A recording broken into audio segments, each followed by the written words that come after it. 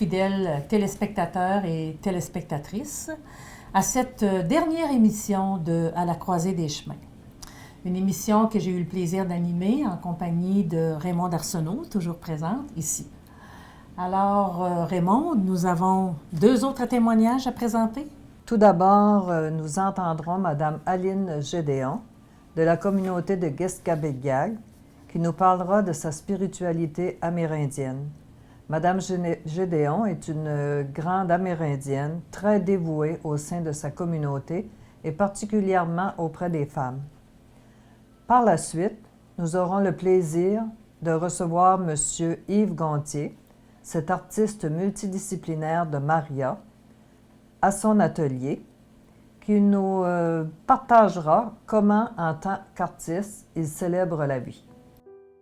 De la présente démarche, Mme Aline Gédéon, de la communauté de Guescabéguiag, a accepté de nous partager avec beaucoup d'authenticité et de générosité sa spiritualité amérindienne et sa vision de la vie et de la mort. Puis aussi, quand je parle de moi, je parle de mon communauté aussi, là. Qui est Dieu pour moi? Mais Dieu, c'est, dans notre langue, c'est Gisou, dans notre langue. C'est lui ou elle qui a fait tout. Dans notre langue, il n'y a pas de gender. Ça, je ne sais pas comment dire en français. Nous autres, le Dieu, c'est Gisou.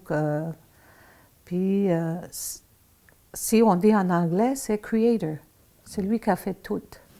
Puis Dieu est partout. Hein? Quand tu es très ouvert, il est partout. Partout avec les gens et avec toi, avec la nature. Et partout. Il y a beaucoup de monde qui cherche le Dieu. C'est pour ça qu'on dit toujours frère, sœur, on est parenté. C'est ça, c'est important. Je veux expliquer pour Dieu, là. Puis c'est ça. Aline nous partage comment elle en est arrivée à trouver un équilibre entre la religion catholique pratiquée par ses parents et sa spiritualité amérindienne. Un témoignage rempli de résilience, de courage et de goût de vivre. Oui, j'étais élevée catholique. Mais quand j'étais très jeune, je savais que c'était pas moi, le catholique.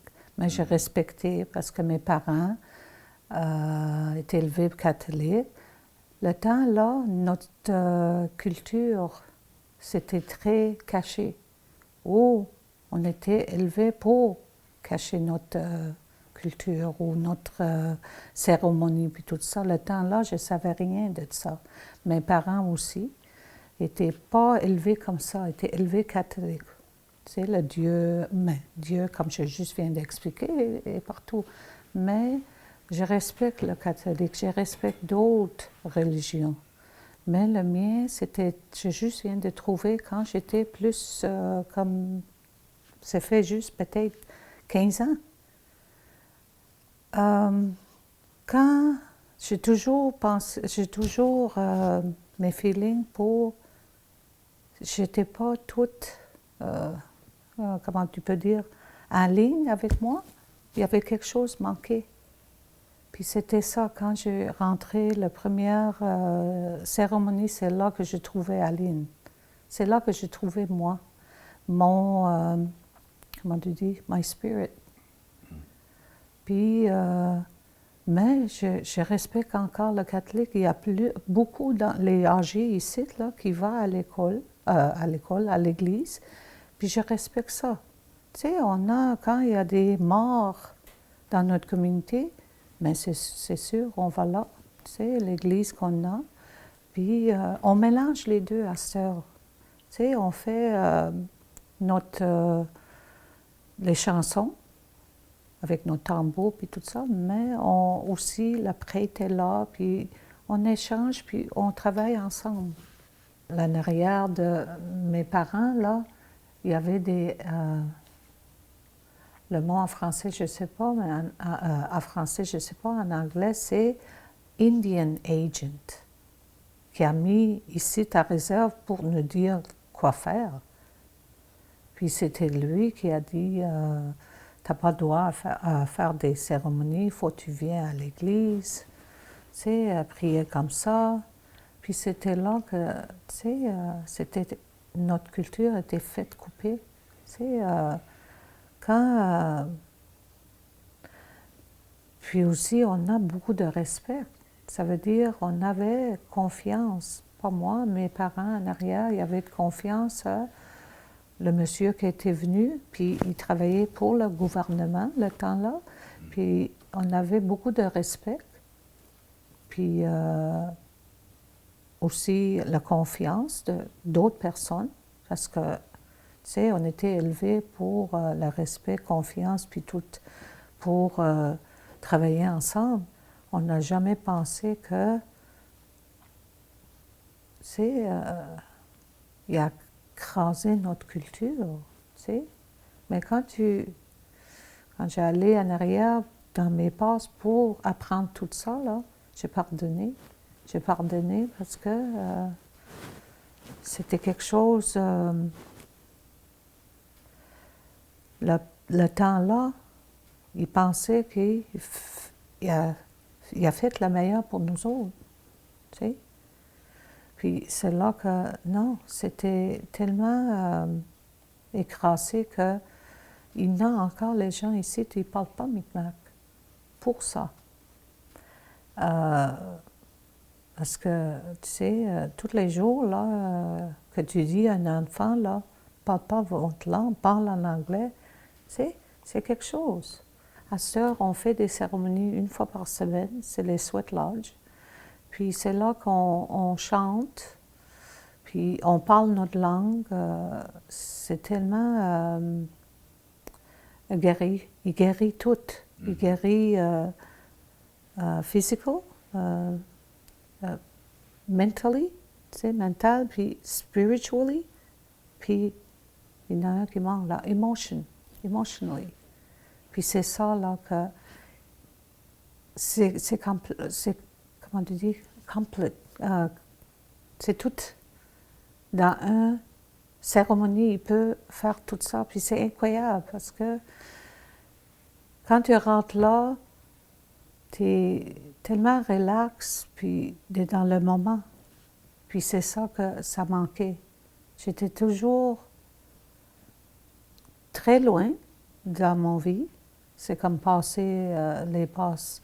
Puis j'étais trop loin en avant. Tu sais, la future. Puis j'étais jamais dans le moment. Puis quand j'ai trouvé mon racine, mais c'était là que j'ai... Maintenant, aujourd'hui, je suis vraiment dans le moment. Bien, il y a des... Puis arrivent les moments que, oui, je pense à le passé, là, mais faut que je fasse dans le passé pour ranger que c'est que c'était pas correct dans ma vie, dans mes souffrances, toutes, comprendre. Puis c'est là que, dans mes cérémonies, qui s'est arrangé tout ça. Le pardonner, ça a sorti, le compassion, forgiveness. Forgiveness en français, c'est pardonner. C'est là que tout ça a arrangé mon passé. Tout j'ai compris. J'étais tellement, comment tu dis, fâchée ou hurt, coupable, blessée, oui, que c'est que je n'ai pas compris. Parce que quand on était jeune, quand tu n'es pas bienvenu, tu sais, à l'école, on avait misère dans les d'autres, tu sais. Puis le paix maintenant, tu sais, je peux dire oui, tout ça, ça m'a donné la paix pour comprendre, puis pour dire, tu sais, je suis ici pour un raison, puis c'est important. Peu importe la culture, la mort est toujours d'actualité, et ce depuis le début des temps. L'ouverture à la différence ne peut que nous enrichir, puisqu'un jour nous serons tous appelés à franchir la passerelle de la vie vers la mort. La mort, oui, non, qui braille, mais mes parents, il y a toujours, puis aussi les vieux ici, ils disent que oui, c'est correct à brailler, c'est naturel, mais laissez aller. Ils ont fait leur chemin, tiens pas, laissez aller, aider pour aller l'autre côté. L'autre côté, c'est the spiritual world. C'est, ils ont fini leur temps, sont bien, on accepte, on laisse, mais on aide à traverser. Moi, je me souviens quand ma mère a décédé, quand il a préparé pour partir, il voulait décéder chez nous, mais était trop malade. Tu sais, il y avait un gros ventre parce que le cancer. Ça veut dire on a décidé, puis elle aussi était avec nous autres tellement bien, là, puis elle a dit, OK, on va aller à l'hôpital pour être plus confortable. Tu sais? Puis quand on était toutes là, toute notre famille était là, la fin, les yeux, il ne peut pas voir, mais il attendait très bien. Puis je dis, tu sais, maman, c'est temps. Puis je sûrement t'es presse de partir parce que pour moi, tu vois ton père, ta mère que tu n'as jamais connue parce que ma mère était 3 ans quand sa mère a décédé parce que le TB, tuberculosis, il y a beaucoup qui étaient partis pour ça. Puis quand j'ai parlé à ma mère, j'ai dit, pour moi, tu vois, elle a dit oui. Il n'a pas dit oui, mais elle a fait ça. J'ai dit, OK. Ça veut dire, les autres sont là pour te dire, bienvenue, tu sais, ils t'attendent. Voici, c'est correct, on va être correct ici. Tu as fait ton temps, puis je remercie, puis je t'aime. Puis c'est ça. Je dis, puis c'est ça, là, j'ai pris, ça m'aide tout le... Puis dans peut-être 8 minutes, pas 8, il a fait une belle réponse, comme another breath, puis il était parti. Puis quand il était parti, je restais avec. Je crois qu'on ne peut pas laisser notre mort toute seule. C'est très sensible. Mais j'aimerais maintenant, je sais que dans notre culture, il y a une cérémonie qu'on fait, mais le temps-là, moi, je ne l'ai pas fait parce que je ne savais pas. Mais il y en a dans d'autres communautés, quand le mort il décède, il fait une cérémonie, puis il lave le corps avec du cedar bath, puis il prépare ça, puis si c'est femme, c'est les femmes qui vont faire ça, proches de, tu sais, la famille. Puis si c'est homme, mais c'est les hommes qui vont faire ça. Tu sais? Puis ça, c'est pour préparer, mais sont partis, mais préparer le corps pour, tu sais, laver, puis tout ça. Puis après ça, il met dans un tissu rouge ou les fois blanc. Puis c'est ça. Mais c'est dur dans le moment, pas dur le moment que j'ai aidé ma mère, mais après. Tu sais, c'est sûr, comment on dit, we miss. Puis c'est pour apprendre, accepter que c'est ça qui a fait sa vie. Puis nous autres, on continue. Parce que je me souviens quand, avant qu'il décède, il y avait peut-être, parce que je viens d'une famille, on est 15, puis il y avait 2 sœurs qui braillaient beaucoup. Puis maman, il a levé un bout de temps, puis il a dit ça. Il a fait avec sa main, braille pas. Je fais ma vie. Je vais à une place que c'est comme très beau. La paix. Tu sais, je retourne chez nous. Il a dit ça. Puis ma sœur, tu sais. il a pris la force, puis il a dit, OK, parce que c'est dur quand tu brailles, quand tu tiens. Les autres, il y a misère à continuer, là. Puis c'est ça. J'ai été privilège pour faire ça à ma mère. Puis j'ai déjà fait ça à plusieurs. Mes 2 sœurs, je fais ça aussi.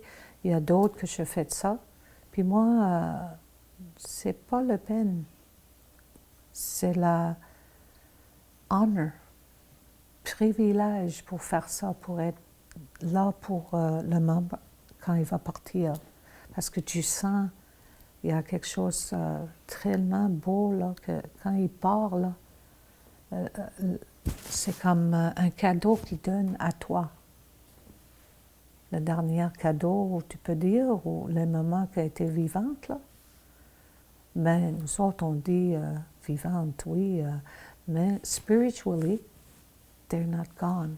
Ils ne sont pas partis. Ils sont avec nous autres, mais pas la forme humaine, mais dans d'autres. René Pajot, de la communauté des Clercs Saint-Viateur, avec son regard de poète et d'artiste, traduit bien la pensée d'Aline lorsqu'il nous dit « L'amour de Dieu est inscrit discrètement au plus secret du cœur de chacun. Aimer, c'est se réaliser en se donnant, c'est se dépasser en partageant, c'est devenir ce que Dieu veut que l'on devienne. » Mon père a toujours dit aussi que donne à les autres tout que toi, tu veux recevoir. Oui, on est ici pour un tout petit moment, là. Il y a des journées, on pense c'est très long, mais notre vie est tellement courte. On vient ici pour donner l'amour.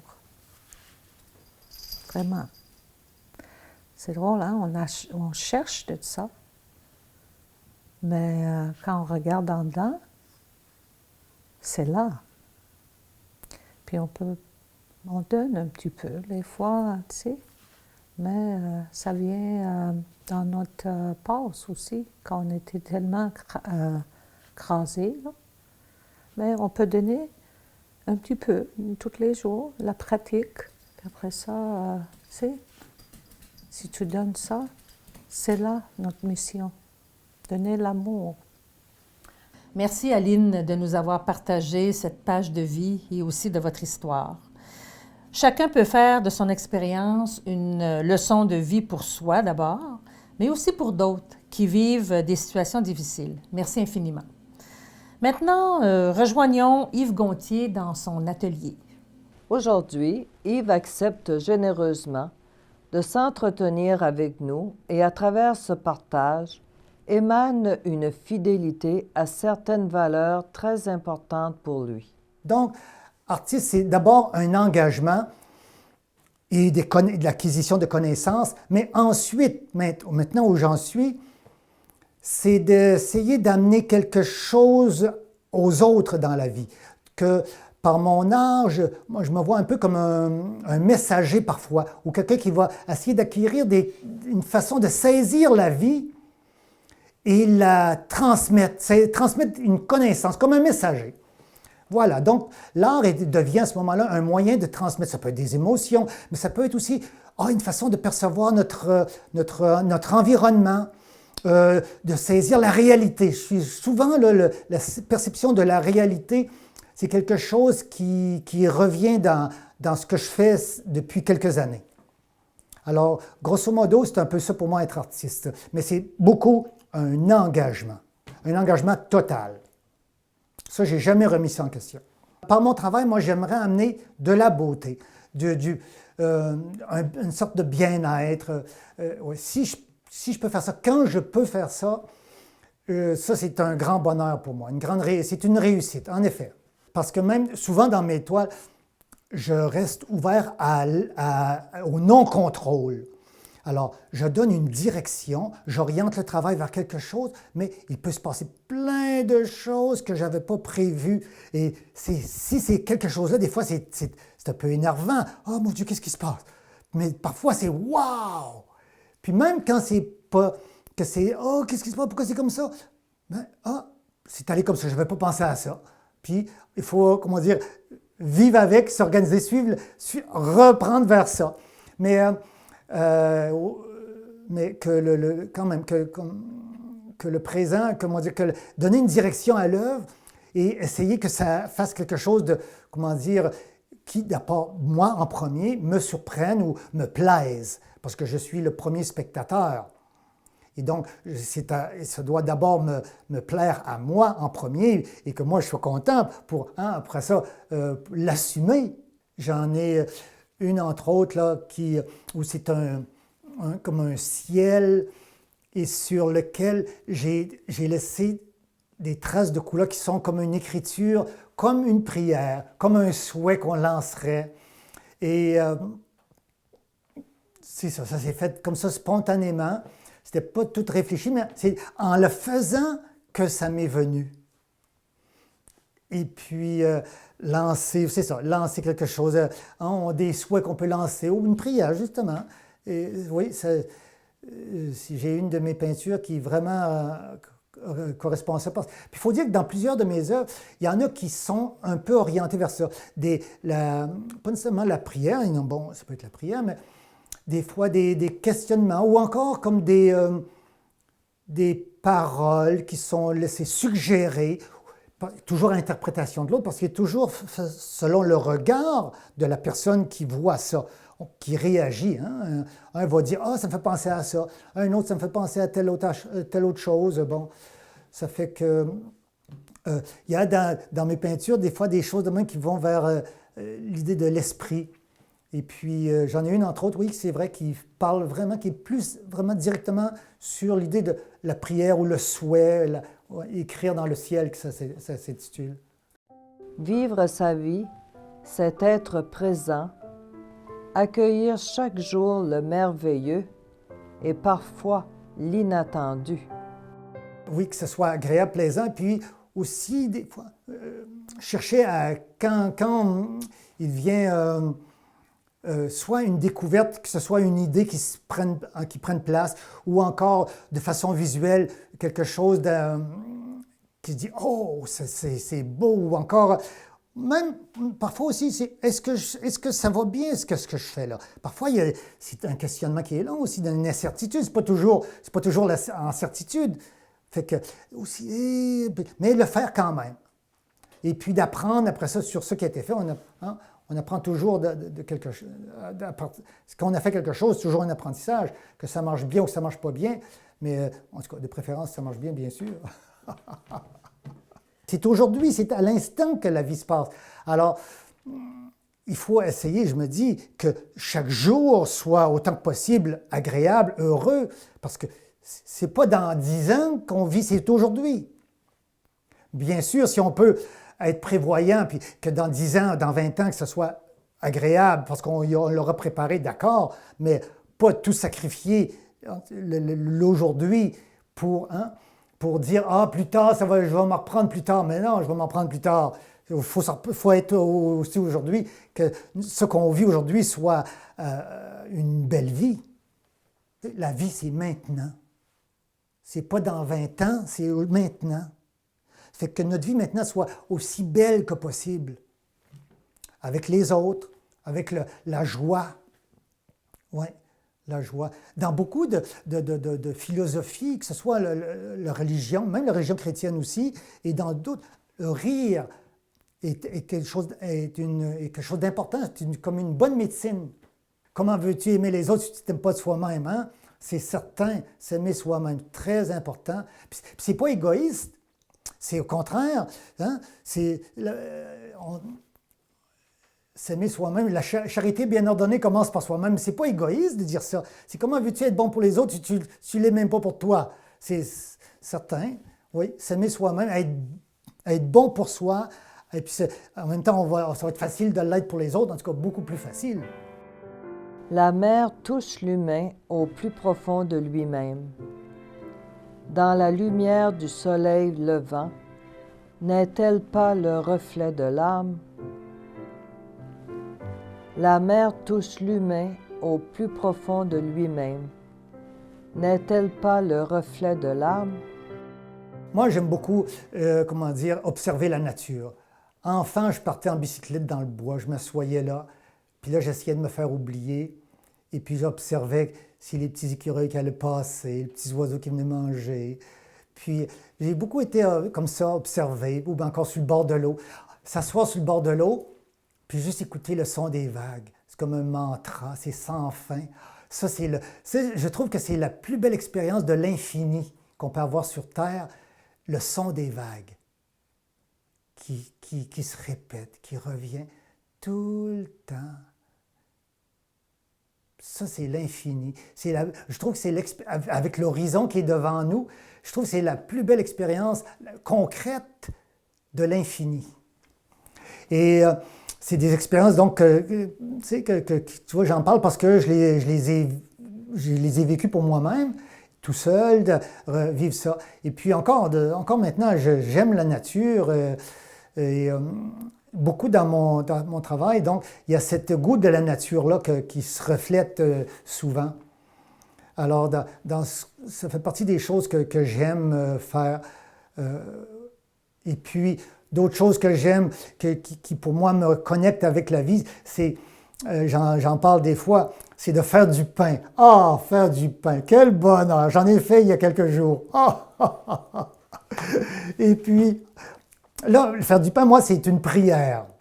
C'est un plaisir et une prière. Vraiment, la dernière fois encore, je pétrissais. Puis là, ça me revenait tout ça. Je me dis, depuis des siècles et des siècles, hein, que les gens font ça. Et d'ailleurs, c'est un symbole de la religion chrétienne, le pain et le vin. Les premiers chrétiens,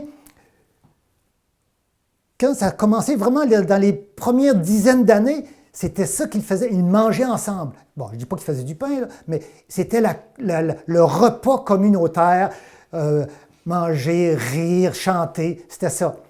Mais moi, faire du pain, c'est la communion avec tout ça, avec l'humanité. Et ça, c'est un plaisir aussi. Plaisir parce que le faire, plaisir de voir la pâte qui lève, et ensuite le manger. À chaque fois, c'est un bonheur. Tout le monde, on est des êtres humains, hein? Qu'on soit riche ou pauvre, qu'on vive ici ailleurs, on est tous des êtres humains. On a une durée de vie. On a chacun notre chemin dans la vie. Même si on aura beau envier aux autres, mais que veux-tu, c'est notre chemin, c'est comme ça. Et notre chemin est comme ça parce qu'on est ici. On n'a pas choisi, personne choisit. Quelqu'un qui, dans sa vie, a réussi à monter quelque chose, puis il devient super riche. Bon, ben, c'est les circonstances de la vie qui l'ont fait de même. Il n'a pas, il a pas peut-être volé ça à personne. C'est comme ça. Nous, un autre, son chemin est comme ça. Bon, la vie a fait de même. Hein? Puis ben, on a nos potentiels humains, mais on a aussi nos limites. Hein? Nos limites, bon, entre autres, la durée de la vie, justement. Qu'est-ce qui fait aussi avoir bien des facteurs? La santé. Hein? Un est en santé, l'autre l'est moins. Bon, pourquoi? C'est la vie, c'est chacun notre chemin, puis il faut essayer je me dis, de mieux parcourir notre sentier, notre chemin, puis le faire pour soi-même, le faire soi-même avec les autres, mais d'abord soi-même comme individu, faire ce qu'on a à faire le mieux possible, et puis sans envier les autres, ça ne donne rien. Et voilà, se réaliser au mieux qu'on peut. Depuis 1995, la municipalité de Maria bénéficie de l'une des œuvres monumentales de l'artiste, le cadre naturel en plein cœur du village sur la plage. Avec le cadre, je voulais montrer, donc, le paysage est tellement beau que pas besoin de le peindre, pas besoin de le prendre en photo, il est là, tout fait. C'est une œuvre d'art. Alors, je l'ai encadré et j'ai choisi l'idée du cadre parce qu'une référence à l'art. Le cadre, hein, on encadre la toile, bon, l'œuvre, le chef-d'œuvre, la belle réalisation, on l'encadre. Alors, j'ai voulu faire un cadre qui ressemble à un cadre comme un tableau et encadrer le paysage. Et lui, il change tout le temps. Et dans ces dimensions, donc ça, ce que je viens de dire, c'est l'aspect, disons, esthétique, le visuel, puis en même temps, c'est la vie qui est tout le temps en mouvement. Et bon, et aussi, hein, le cadre, il y a un cadre quoi? Il y a un cadre de paysage, mais c'est intemporel, on ne touche à rien. Hein, c'est l'air, enfin, c'est ça, l'intemporel de la vie. C'est comme l'âme. C'est une façon peut-être un peu, oui, de montrer l'âme, parce que l'âme, hein, le souffle de vie. L'âme, on ne peut pas le toucher, mais moi, des fois, je parle de l'âme, je pense à l'âme, qu'est-ce que c'est que l'âme? On parle du souffle de vie.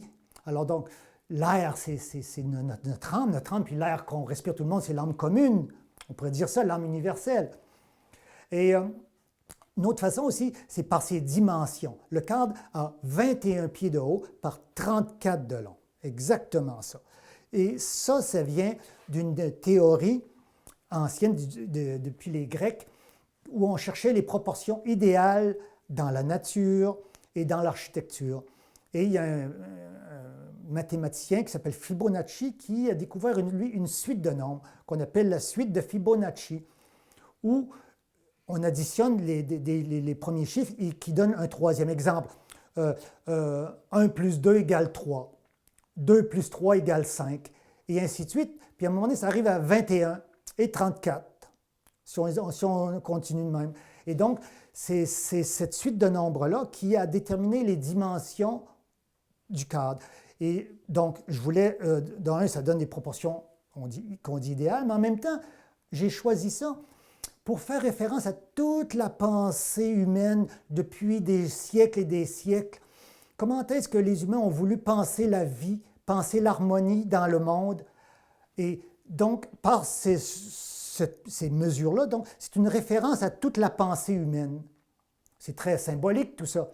Mais ça faisait partie de mon questionnement, pas questionnement, mais de ma réflexion quand j'ai créé cette œuvre-là, par ces dimensions, de faire référence à toute l'évolution de la pensée humaine depuis, on pourrait dire donc, depuis les débuts de l'humanité jusqu'à maintenant et dans le futur. Et d'ailleurs, le cadre est comme une fenêtre. On peut regarder vers d'où on vient, mais on peut regarder de l'autre côté, vers où on va. Merci Yves pour cette joie de vivre et cette belle sagesse qui t'habite. Et maintenant, j'invite nos téléspectateurs à repenser à cette réflexion que tu nous as partagée et je te cite. La vie, c'est maintenant, pas dans 20 ans. C'est maintenant. Que notre vie maintenant soit aussi belle que possible avec les autres, avec la joie. Merci beaucoup Yves. Comment choisir la vie? Comment célébrer la vie? Peut-être en lui faisant confiance et en transmettant cette valeur à tous ceux qui viendront après nous. Face à cette finitude que nous ne pouvons contourner, osons remplacer l'éternité qui nous manque par la ferveur de vivre. Ouvrons notre cœur à la beauté, à la fraternité, à l'amour. Devenons des éveilleurs de sens et inévitablement, par de multiples façons de célébrer la vie, participons à la grande symphonie de la création. Et si c'était là le secret de ce grand mystère? À l'issue de cette série d'émissions, Raymonde, qu'est-ce que ce cheminement-là est venu t'apprendre? Je dirais que ça m'a fait réaliser encore davantage la fragilité de la vie. Et aussi que la vie, c'est un cadeau et c'est vraiment très précieux. Alors, il faut en prendre soin. Et toi, Nicole? Je pourrais dire que ces émissions-là m'ont permis de faire un arrêt sur toute la question de la mort. On ne s'arrête pas souvent à cette situation-là. Alors, j'ai beaucoup apprécié tous les témoignages que nous avons entendus au cours de toutes ces semaines. Ils ont été très inspirants. Et c'est venu approfondir une démarche que j'avais déjà commencée et qui a avancé de plus en plus au fur et aux mesures de ces semaines-là. Alors, disons que j'en ai pris davantage conscience durant ces dernières semaines. Merci, Nicole, pour ta présence, ta belle complicité, ton savoir-être et toutes tes belles valeurs que tu nous as permis de découvrir. Alors, ce fut vraiment un réel plaisir pour moi d'innover avec toi, parce que c'est ce qu'on a fait, hein? Merci aussi à Télévague. Merci particulièrement à Éric. Notre caméraman. Exactement. Alors, merci Raymonde. Écoute, j'aurais pas pu faire cette émission-là sans toi, c'est sûr. C'était le cœur même de l'émission. Et je sais que tu as mis beaucoup de temps dans cette belle aventure, que tu n'as pas compté tes heures. Et merci à vous, chers téléspectateurs et téléspectatrices, où que vous soyez au Québec. Mille merci et vivez bien le moment présent.